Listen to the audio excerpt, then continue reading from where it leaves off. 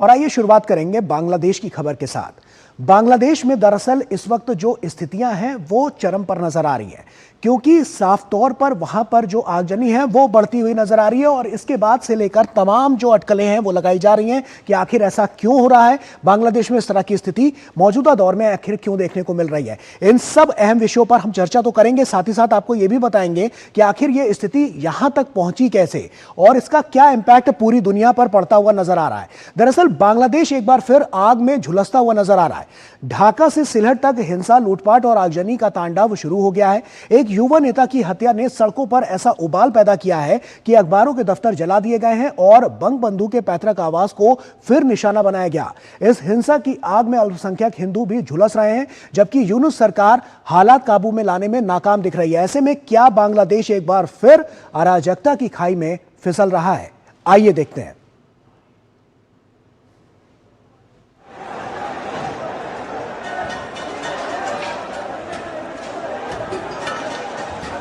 अगस्त 2024 में शेख हसीना सरकार को अपदस्थ करने के बाद बांग्लादेश अभी स्थिरता की तरफ लौटा भी नहीं था कि एक बार फिर ढाका की सड़कों पर लूटपाट और आगजनी का तांडव देखा जा रहा है।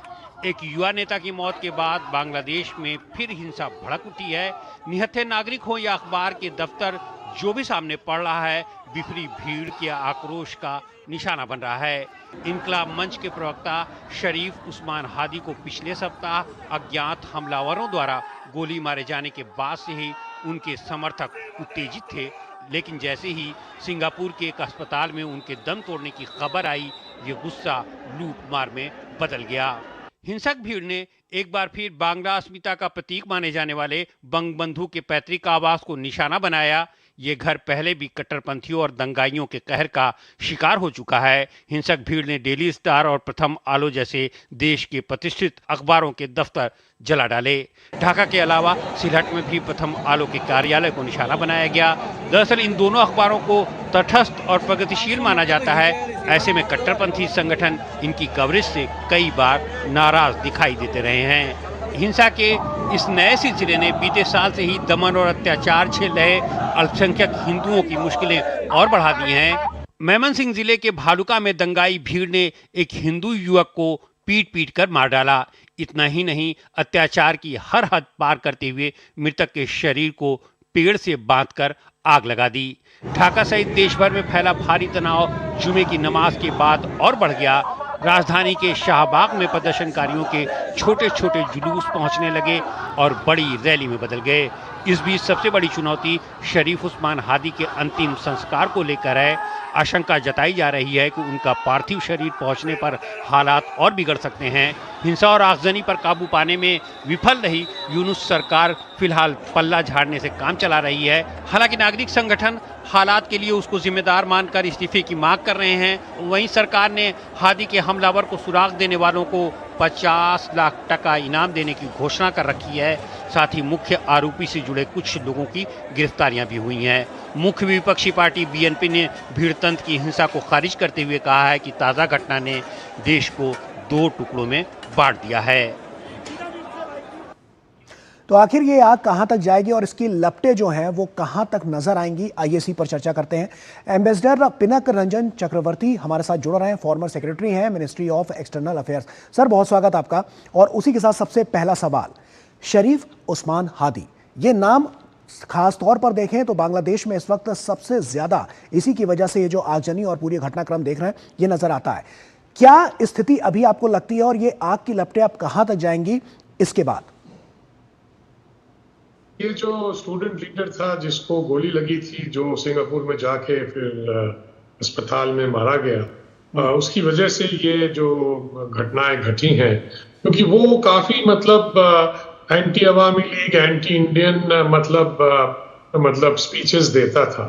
तो अब उन्होंने ये फैला दिया है कि जो जिसने इनको मारा है कि वो इंडिया भाग गए हैं और इंडिया उन्हें वापस नहीं दे रहा है। इस तरह की अफवाहें उन्होंने फैला दी। और जो सरकार है वो तो एकदम निकम्मी है, वहां पे कुछ कर नहीं पाते हैं, क्योंकि जो ये मॉब्स हैं वो ही आके रास्ते में सब कर लेते हैं, डिक्टेट करते हैं। तो इस तरह का माहौल है जो काफी बुरा माहौल है, और इसलिए भारत के खिलाफ ये सब साजिश चल रही है वहां भी। ये विदेशी हाथ भी है इसमें, क्योंकि ये मानना बहुत मुश्किल है कि ये जो एजिटेशन अभी हुआ जो लास्ट 2 डेज में, क्या ये स्पॉन्टेनियस था या किसके पीछे भी साजिश थी, किसी का हाथ था। ये तो सब लोग कह रहे हैं कि किसी का हाथ है, क्योंकि एंटी इंडिया फीलिंग्स जितना वो बढ़ाएंगे तो वो समझते हैं वोटर जो है उसमें इन्फ्लुएंस होगा, यंग पीपल हैं जो नैरेटिव बनाएंगे, इसलिए जो जैसे जमात इस्लामी है, anti Indian pro Pakistani forces हैं, तो उनको वोट ज्यादा मिल जाए, ये उनकी मतलब आशा है। और कुछ लोग तो ये समझ रहे हैं कि शायद ये दंगा फसाद जो करा रहे हैं उसका वजह एक और भी हो सकता है कि वो इलेक्शन को ही पोस्टपोन कर, क्योंकि इलेक्शन में एक अगर फ्री एंड फेयर इलेक्शन हुआ तो ये जो फोर्सेस है वो जीत नहीं पाएंगे। ऐसे में सवाल आता है जी पिनक सर, सवाल आता है कि यूनिस जो है वो किस तरह का एक्शन यहां पर लेते हुए नजर आ रहे हैं, क्या कोई स्टेप भी उठा रहे हैं या अमूमन जो स्थिति है वो जस की तस ऐसी ही बनी रहेगी, और आगे कहां तक इसमें हम और इस तरह की जो तस्वीरें हैं वो देख पाएंगे? मुझे लगता है वी शुड बी प्रिपेयर्ड कि आगे भी वायलेंस होगा। बांग्लादेश में इन नॉर्मल टाइम्स में भी इलेक्शन में बहुत वायलेंस होता है, रास्ते में मारपीट, लोगों को मारना, ये सब चलता रहता है, एक दूसरे को अटैक करना, कैंडिडेट्स को। अब तो और भी ज्यादा होगा, क्योंकि इनको अपने जो मॉब वायलेंस का जो उनका हथियार है वो उन्होंने आजमा के देख लिया है, और यही होगा इलेक्शन से पहले। और प्रोफेसर यूनुस की गवर्नमेंट के बस का नहीं है इसको रोकना, क्योंकि साजिशें बहुत चल रही हैं, और ये वैसे भी निकम्मे हैं, इनसे गवर्नेंस नहीं हो रहा है, ये बड़ी बड़ी बातें करते हैं, और पर रास्ते जो शायद ये मिले हुए हैं इनके साथ, ये भी लोग कह रहे हैं कि शायद ये मिले हुए हैं, कि जानबूझ के करा रहे हैं इस तरह से, क्योंकि सत्ता में वो बना रहना चाहते हैं, इलेक्शन नहीं कराना चाहते हैं। लेकिन आपको क्या ऐसा लगता है कि इस तरह की जो परिस्थितियां हैं और उसमें अगर ऐसा यूनुस करते हैं तो क्या वो उनकी सत्ता में वापसी हो सकती है, ये संभव है, ऐसा लगता है आपको?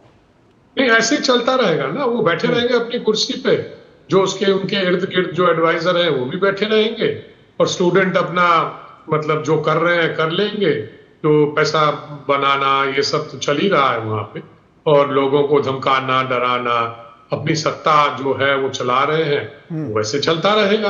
पर पता नहीं मुझे बांग्लादेश की जनता इसको कब तक सहन करेगी, और मुझे लगता है कि इलेक्शन इसीलिए वो करवाना चाहते थे, पर मुझे लगता है कि अब वो जो इलेक्शन के विरुद्ध की जो शक्ति है वो काफी हावी हो रही है। लेकिन बांग्लादेश की जो अभी अमूमन स्थिति जो बनी हुई है, जो अभी हम देख पा रहे हैं तस्वीरों में, आगजनी की घटनाएं और तमाम घटनाएं हम देख पा रहे हैं, ढाका से लेकर अन्य जो अलग अलग इलाके हैं वहां पर इंटरनेशनल इंपैक्ट कितना पड़ता हुआ नजर आएगा, क्योंकि बांग्लादेश की हालत किसी से छिपी नहीं है। ऐसे में वर्ल्ड फोरम पर इसको लेकर किस तरह के जो बड़े मतभेद हैं वो नजर आ सकते हैं? देखिए, दुनिया के जितने भी ऑर्गेनाइजेशन है, यूएन वगैरह हैं, जो भी हैं, एनजीओज वगैरह हैं, सबने कहा है कि आप free, fair and inclusive election कराइए, तब जाके आपको मतलब बांग्लादेश फिर अपने सही जगह पर पहुंचेगा, डेमोक्रेसी वापस आएगा।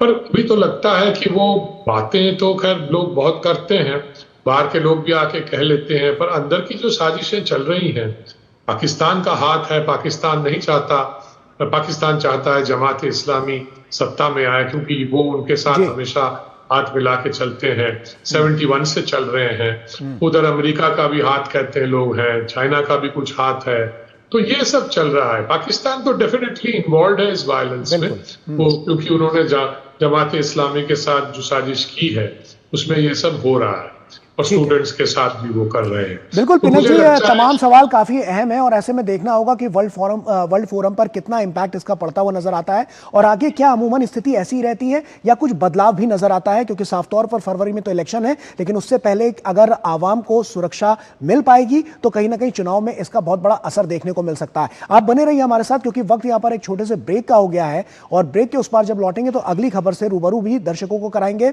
जो कि इजराइल अटैक को लेकर है, जो लेबनान पर हुआ है, और क्या कुछ उसका जो मायने हैं वो क्या कहते हैं, और किस तरह से ये बहुत ज्यादा भीषण होता हुआ नजर आ रहा है, सब कुछ